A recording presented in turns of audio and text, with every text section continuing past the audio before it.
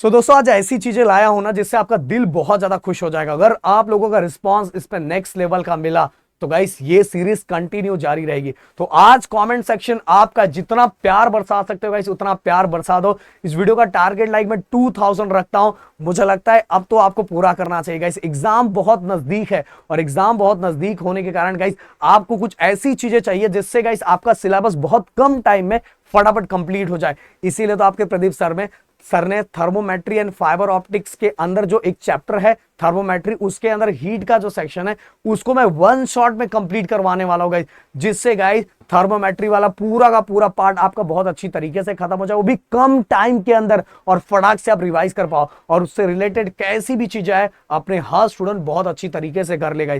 मैं चाहूंगा कि आज अब वो बारी आ चुकी है, डिप्लोमा के सभी बच्चों अपना पूरा पावर दिखाओ कि मुझे YouTube एनालिटिकल पे आप लोग का रिस्पांस दिखे, जिससे मेरे अंदर वो एनर्जी और मोटिवेशन आए, मैं बाकी क्लास के बच्चों को छोड़ के मैं आप लोगों के पीछे भागूं। तो गाइस अब सब चीजें मैं आपके ऊपर छोड़ के जा रहा हूं क्योंकि ऑलरेडी मैं बहुत सारे सेक्शन में काम कर रहा हूं। पर अगर आप चाहते हो कि मैं आपके लिए करूं तो आपका रिएक्शन बहुत मैटर करता है गाइस। तो हर बच्चा आज चैनल को सब्सक्राइब करके जाएगा एंड वीडियो को लाइक एंड कॉमेंट की बरसात कर देगा गाइस, जिससे मैं पढ़ू ना तो मुझे भी बहुत ज्यादा मजा आए। और गाइस अगर आप चाहते हो कि आने वाले सेमेस्टर एग्जाम में बहुत अच्छा स्कोर करना तो गाइस 3 तारीख से राहुल सर का बेसिक मैथमेटिक्स का क्रैश कोर्स स्टार्ट हो रहा है। भाई राहुल सर का क्रैश कोर्स पूरे पूरे मतलब इंजीनियरिंग पूरे डिप्लोमा हर जगह बहुत ज्यादा फेमस है। बस अगर वो क्रैश कोर्स कर लेते हो ना गाइस आप अपना एग्जाम फोड़ के आ जाओगे। तो 3 तारीख से बेसिक मैथमेटिक्स और 5 तारीख से आपके अपने ओमकार सर का CS का क्रैश कोर्स स्टार्ट हो रहा है गाइस। ये कर लेते हो ना यार एग्जाम फोड़ दोगे। तो वो दोनों सब्जेक्ट का टेंशन नहीं भूल जाओ, खत्म। राहुल सर डायरेक्ट लाइव पढ़ाने वाले हैं। अगर उससे रिलेटेड कुछ और डाउट है तो डिस्क्रिप्शन में नंबर दिया, उस नंबर पे कॉल करो, नंबर पे कॉल करके अपनी चीजों को फटाफट पूरा करके फटाफट ज्वाइन हो जाओ गाइस। अब चलो स्टार्ट करते हैं थर्मोमेट्री एंड फाइबर ऑप्टिक्स में से हीट का पार्ट। तो गाइस हीट आप सभी को पता है, हीट एक तरह का एनर्जी होता है जो एक बॉडी में से दूसरे बॉडी में क्या होता है ट्रांसफर होता है। अगर दोनों बॉडी के बीच में टेम्परेचर डिफरेंस है तो हीट एनर्जी के फॉर्म में यहां से वहां क्या होता है ट्रांसफर होता है। और जो हीट होता है वो एक्सटेंसिव प्रॉपर्टी होती है, क्योंकि हीट जो होता है वो अमाउंट पे मैटर पे डिपेंड नहीं करता। जैसे एग्जांपल मैं लूं कि इस कप के अंदर देखो चाय कम है, इस कप के अंदर चाय ज्यादा है, तो सिंपल सी बात है इसके अंदर हीट ज्यादा होगा और इसके अंदर हीट क्या होगा, इसके अंदर हीट ज्यादा होगा और इसके अंदर हीट क्या होगा कम होगा। मतलब कहने का मतलब क्या है गाइस कि जो हीट होता है वो एक्सटेंसिव प्रॉपर्टी होता है। मतलब कहने का मतलब वो अमाउंट ऑफ मैटर पे डिपेंडेंट नहीं रहता गाइस। ये चीजें दिमाग में रख लेना।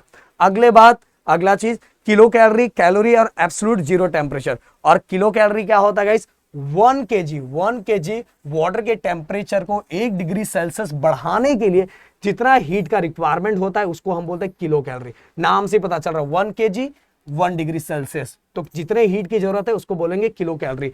अब गाइस आगे हम देख लेते हैं अगला कैलोरी क्या होता है। अब कैलोरी ग्राम से रिलेटेड है, तो 1 ग्राम ऑफ वाटर के टेम्परेचर को 1 डिग्री सेल्सियस बढ़ाने के लिए जितनी हीट की जरूरत होती है उसको बोलते हैं कैलोरी बोलते हैं। अब एब्सोल्यूट जीरो टेम्परेचर एकदम अच्छे से ध्यान से समझना, the lowest possible temperature where gas pressure and volume become zero. जिस टेम्परेचर पे जाके, जिस लोएस्ट टेम्परेचर पे जाके प्रेशर एंड वॉल्यूम दोनों जीरो हो जाता है, उस लोएस्ट पॉसिबल टेम्परेचर को हम एब्सोल्यूट जीरो टेम्परेचर कहते हैं। तो दिमाग में फिट कर लो गाइस, प्रेशर और वॉल्यूम जिस कंडीशन पे जाके, जिस टेम्परेचर पे जाके प्रेशर एंड वॉल्यूम जिस टेम्परेचर पे जाके जीरो हो जाते हैं उसको ही हम क्या बोलते हैं एब्सोल्यूट जीरो टेम्परेचर। इसके बाद गाइस ये वाला फॉर्मूला आपको याद होना चाहिए गाइस। ओके, कैलोरी को फ़ारेनहाइट और केल्विन में कन्वर्ट करने के लिए ये फॉर्मूला आपको याद होना चाहिए गाइस, ये दिमाग में रख लो। अगर आप लोगों का रिस्पांस मिला तो इससे रिलेटेड मैं इससे रिलेटेड न्यूमेरिकल्स भी आप लोगों को करवा दूंगा मैं। इसके बाद guys conduction, convention and radiation. Guys ये चीजें आपने बहुत बार पढ़ी है और ये 7th स्टैंडर्ड में भी था, 8th स्टैंडर्ड में भी था। अब कंडक्शन का मतलब क्या होता है गाइस? कंडक्शन का मतलब क्या होता है कि जो हीट होता है, heat moves from hotter to colder part. अब मान लो सिंपल सी बात है, आपने एक स्पून ले लिया, ये देखो स्पून यहां दिख रहा है, ये पूरा गर्म है, ये पूरा गर्म है, बट यहां भी टच करोगे ना, देखो गाइस ये पार्ट अंदर पर यहां भी टच करोगे तो भी आपको ऐसा लगेगा हीट का झटका लगेगा। मतलब इससे समझ में आ रहा है हीट क्या हो, हीट एनर्जी क्या हो रही है, फ्लो हो रही, कहां से कहां फ्लो हो रही है, हॉटर पार्ट से लेके कूलर पार्ट तक क्या हो रहा है वो फ्लो हो रहा है। तो हीट एनर्जी के फ्लो होने के प्रोसेस को ही हम क्या बोलते हैं, कंडक्शन बोलते हैं। Heat moves from hotter to colder part of a solid without actual moment of material.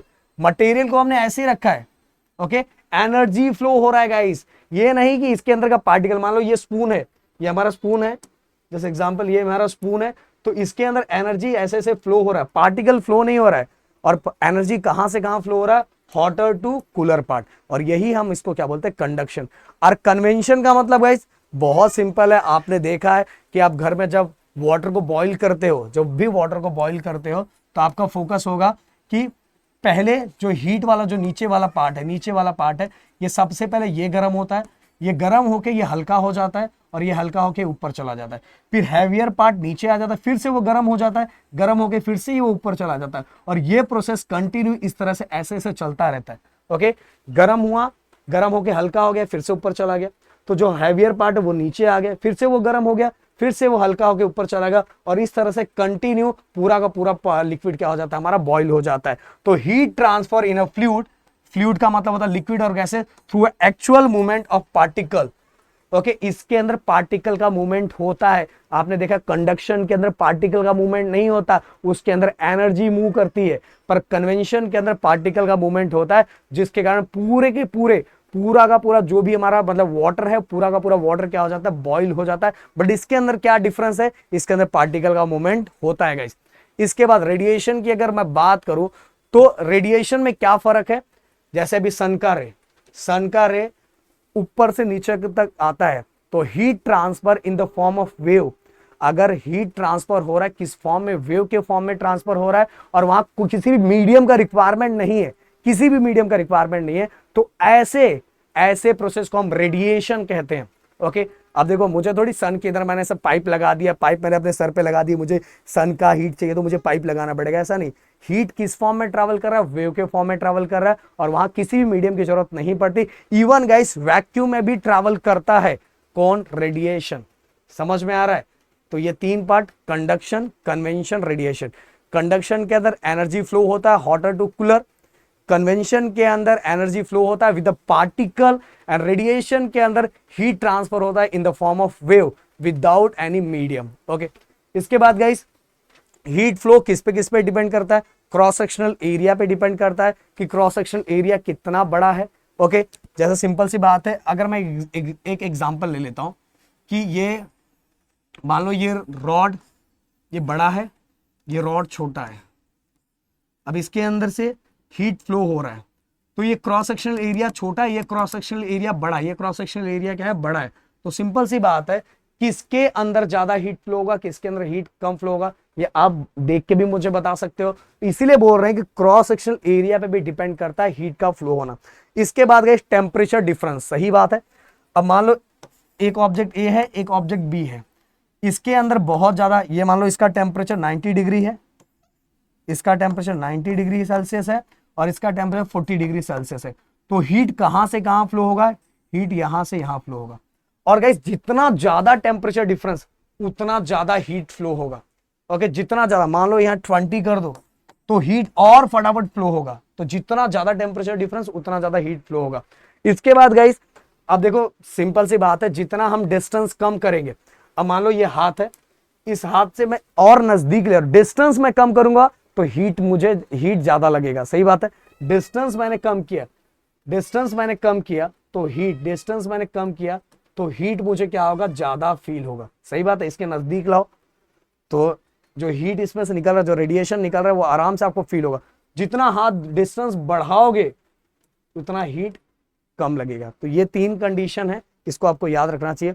इसके बाद गई coefficient of thermal conductivity. Thermal conductivity क्या होता है ये मैं बता देना चाहता हूं। किसी भी मटेरियल में से हीट के फ्लो होने के प्रोसेस को ही हम थर्मल कंडक्टिविटी कहते हैं। ओके, किसी भी मटेरियल में से मटेरियल अपने में से कितना हीट कंडक्ट करवा पा रहा है, मतलब फ्लो करवा पा रहा है, उसी को थर्मल कंडक्टिविटी कहते हैं।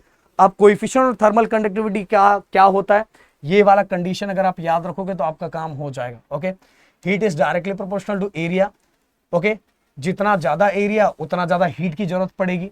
ओके, जितना ज्यादा टेम्परेचर डिफरेंस, सर ने बोला ना, जितना ज्यादा टेम्परेचर डिफरेंस, मान लो पहले में 10 और दूसरे में 90, टेम्परेचर डिफरेंस ज्यादा है तो हीट भी ज्यादा फ्लो होगा। ओके, ये डायरेक्टली प्रोपोर्शनल का मतलब क्या? डायरेक्टली प्रोपोर्शनल का मतलब पता है कि अगर ये बढ़ रहा है तो ये भी बढ़ेगा, अगर ये कम हो रहा है तो ये भी कम होगा।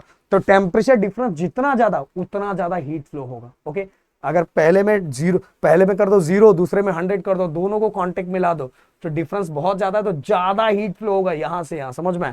इसके बाद गाइस सिंपल सी बात है, जितना टाइम और जितना टाइम बढ़ाओगे उतना हीट और बढ़ता जाएगा। सिंपल सी बात है। अब मान लो कंटिन्यू हीट देते जा रहे हो, हीट मतलब अगर 1 घंटे के लिए आपने हीट दिया और दूसरे में 1 और घंटे के लिए हीट दिया, मतलब पहले 1 घंटे के लिए हीट दिया है, दूसरे में 2 घंटे के लिए हीट दिया, तो टाइम जितना बढ़ाओगे उतना ज्यादा हीट बढ़ेगा। सिंपल सी बात है। 1 घंटे में जितना हीट लगेगा और मैं 2 घंटे का कैलकुलेशन करूंगा तो हीट उसमें और ज्यादा हो जाएगा। तो जितना टाइम बढ़ाओगे उतना हीट क्या होगा? बढ़ता जाएगा। अब ये डिस्टेंस की बात देखो, डिस्टेंस अभी प्रदीप सर ने बताया था, डिस्टेंस जितना कम करोगे हीट उतना ज्यादा फील होगा। डिस्टेंस जितना ज्यादा करोगे हीट उतना कम फील होगा, इसलिए इनवर्सली प्रोपोर्शनल। अब ये सभी को अगर मैं एक साथ रख दूं, ये देखो,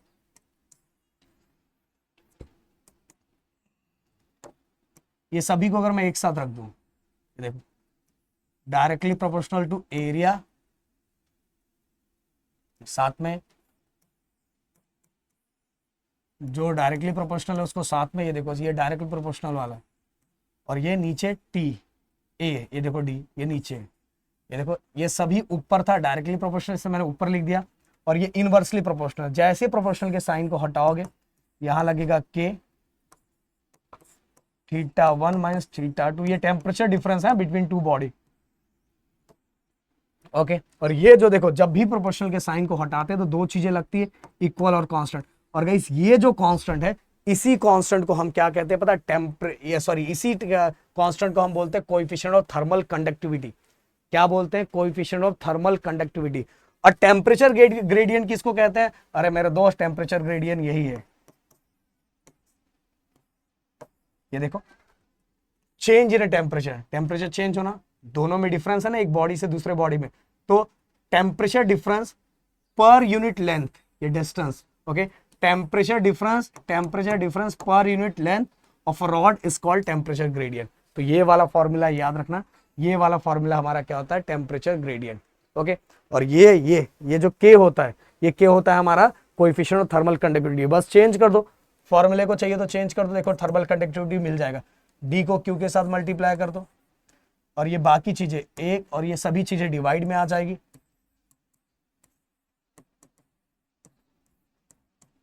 हो गया, आराम से निकाल लिया आपने थर्मल कंडक्टिविटी।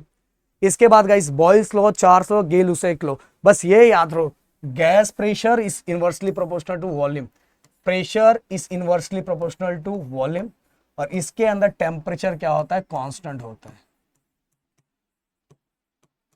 ओके, एक चीज याद रखो, इसको स्टेट वेरिएबल बोलती है, 3, प्रेशर, वॉल्यूम एंड टेम्परेचर। यही 3 चीजों का अगर 2 रिलेशन दिया तो तीसरा वाला कांस्टेंट हो जाएगा। तो देखो इसमें लिखा है gas pressure is inversely proportional to volume, और टेम्परेचर क्या होता है? कांस्टेंट होता है। इसके बाद गए चार्ल्स लॉ के अंदर क्या है? Volume is directly proportional to absolute temperature. Volume, ये देखो ये वॉल्यूम किसको डायरेक्टली प्रोपोर्शनल है? टेम्परेचर। तो volume is directly proportional to temperature. Okay, अब देखो वॉल्यूम और टेम्परेचर है तो प्रेशर क्या हो जाएगा? प्रेशर इसके अंदर कांस्टेंट हो जाएगा। ओके, काम खत्म। देखो pressure is constant. Gay Lussac law के अंदर गाइस ये देखो, pressure is directly, pressure directly proportional किसको? Absolute temperature. तो इसका रिलेशन क्या हो जाएगा? Pressure is directly proportional to absolute temperature. Pressure और टेम्परेचर है तो इस केस के अंदर वॉल्यूम कांस्टेंट हो जाएगा। ओके, और ये तीनों को अगर हम मिलाएंगे, देखो ये Boyle's law, Charles law and Gay Lussac law को मिलाएंगे तो हमारा बनता है PV equal to nRT, PV equal to nRT. Okay guys, ये वाला इक्वेशन बनता है, और ये इक्वेशन बहुत बार पूछा जाता है गाइस, समझ में है? तो PV equal to NRT, ideal gas equation जिसको बोला जाता है आइडल गैस इक्वेशन। तो चलो इसके बाद guys Newton's law of cooling. भाई बहुत सिंपल है गाइस, बहुत ज्यादा। देखो क्या लिखा हुआ है, सिंपल सी बात है, अगर मैं अगर मान लो एक सामने बॉडी हॉट है और ये बॉडी कूल है।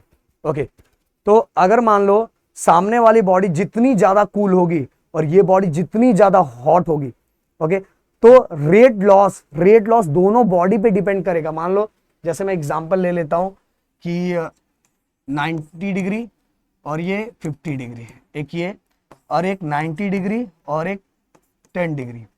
अब बताओ rate of loss of heat कहां ज्यादा है? Okay, rate of loss of heat कहां ज्यादा है? यहां ज्यादा रहेगा, क्योंकि यहां टेम्परेचर डिफरेंस ज्यादा है और यहां टेम्परेचर डिफरेंस क्या है? कम है।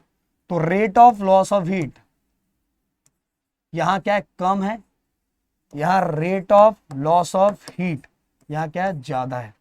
तो गाइस कहने का मतलब क्या है? देखो, जहां टेम्परेचर डिफरेंस ज्यादा है वहां उतना ज्यादा, जितना टेम्परेचर डिफरेंस उतना ज्यादा rate of loss of heat. जहां जितना कम टेम्परेचर डिफरेंस कम है और उतना वहां हीट का लॉस कम होगा। इसी को न्यूटन्स लॉ ऑफ कूलिंग कहा जाता है गाइस। इसीलिए जो बॉडी जितना जल्दी गर्म होती है वो उतना जल्दी ठंडा भी हो जाती है।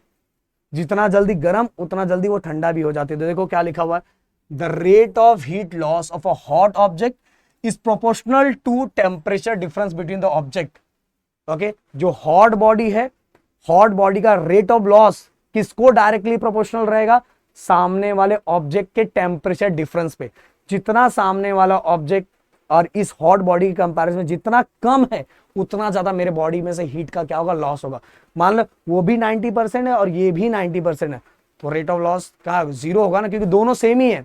तो rate of heat loss of a hot body ये किसको डायरेक्टली प्रोपोर्शनल रहता है? Temperature difference between two object.